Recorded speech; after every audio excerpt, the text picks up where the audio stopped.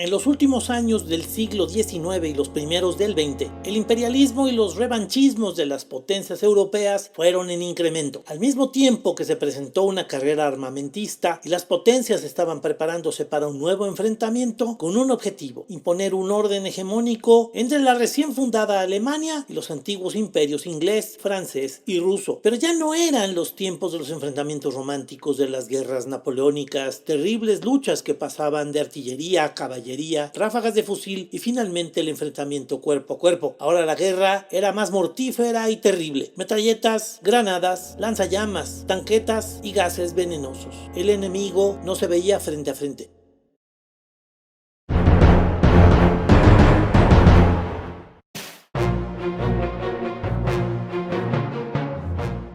El inicio de la guerra se caracterizó por avances militares muy veloces. Los alemanes movilizaron miles de soldados en pocas horas a la zona norte de Europa, ocupando Holanda y Bélgica.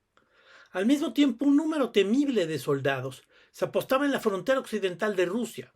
La guerra por ambos frentes respondió al Plan Schlieffen, un plan estratégico militar que pretendía resolver la guerra en pocos meses y se llegaría a París en 50 días. Pero el Plan Schlieffen fracasó. Iniciada en agosto, para octubre la guerra estaba paralizada en enfrentamientos de trincheras. Kilómetros de túneles cavados refugiaban a soldados de ambos bandos, aliados y entente.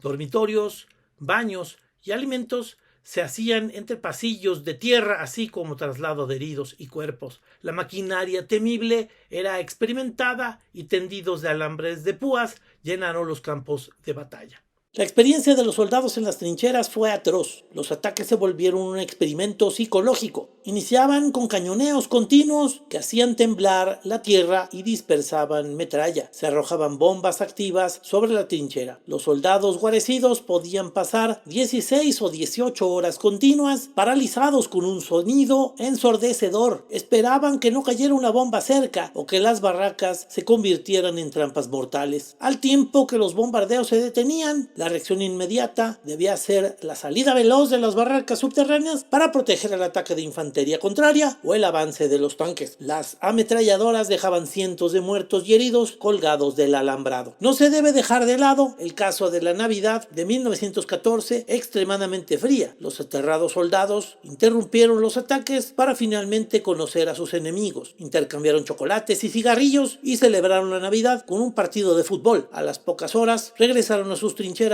para continuar la matanza. Este ambiente de la Primera Guerra Mundial detonó un antibelicismo en la prensa y las publicaciones de la época. Los miles de soldados caídos, el regreso de mutilados y lisiados y las noticias de una guerra paralizada resultaban los ingredientes concurrentes para crear un trauma inaceptable para la población citadina. Del orgullo y entusiasmo con el que inició la guerra en 1914, el sentimiento de la población se transformó en ambiente pleno de derrota, desolación y tristeza para ese 1917. La publicación del libro Sin novedad en el frente de Erich Maria Remarque da cuenta del espíritu antibelicista que inspiró la guerra total. Las escenas de soldados atacando trincheras con lanzallamas o aquellas de militares ciegos por gases mortales son un elemento que se incorporó al imaginario del mundo. La guerra es atroz, engulle almas jóvenes, deja todo lastimado, todo destruido, toda esperanza disuelta. En su desesperación, la cúpula de gobierno alemán organizó el envío entreensellado del líder comunista Vladimir Ilich Lenin a Rusia. El sentimiento de irracionalidad de la participación de Rusia en la guerra era común entre la población. Los conflictos y la crisis interna en Rusia motivaron un levantamiento. La revuelta popular se detonó en febrero y para octubre, debido a la llegada de Lenin a Rusia, se convirtió en la revolución bolchevique. Las secuelas de la guerra crearon condiciones de cuestionamiento al status quo. Las clases populares pagaron muy caro las revanchas políticas y las imposiciones de la autoridad hegemónica de algunos políticos, nobles, oligarcas, kaisers, emperadores o reyes. Habían orillado a entrar en una guerra sin logros y el resultado había sido terrible y humillante. Asimismo, estaba en el aire la propuesta comunista con la que Rusia había salido de la guerra en 1917. La industria mantenía en la pobreza a los trabajadores y los ricos, con la humillación y la distancia de las clases populares, seguían enriqueciéndose. 1918. Termina la Gran Guerra. Ese año se vio caracterizada por grupos sindicales y protestas populares. Europa tenía un ambiente propicio para la entrada del comunismo. Pero esto no pasará. Los fascistas entrarán en escena. Esto es Historiadores, aprendamos de la historia.